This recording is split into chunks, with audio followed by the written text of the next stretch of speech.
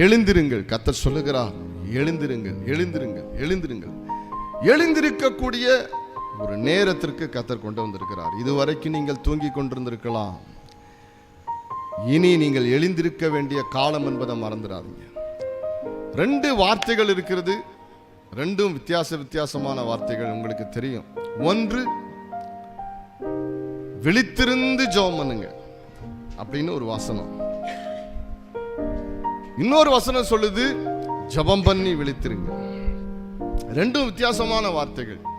ஒன்னு, விழித்திருந்து ஜெபிக்கணுமா, watch and pray, விழித்திருந்து ஜெபி.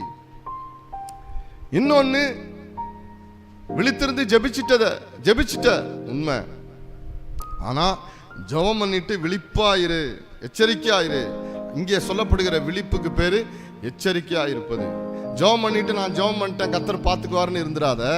ஜெபம் பண்ணிட்டு கண்களை திறந்து நீ விழிப்பா இருக்க வேண்டும் என்று கர்த்தர் சொல்லுகிறார். அல்லேலூயா, ஆமென். எழுந்திருங்கள். ஆண்டவர் சொல்லுகிறார், எழுந்திருங்க. நித்திரையை விட்டு எழுந்திருக்கத்தக்க வேலை ஆயிற்று. காலம் வந்துருச்சு.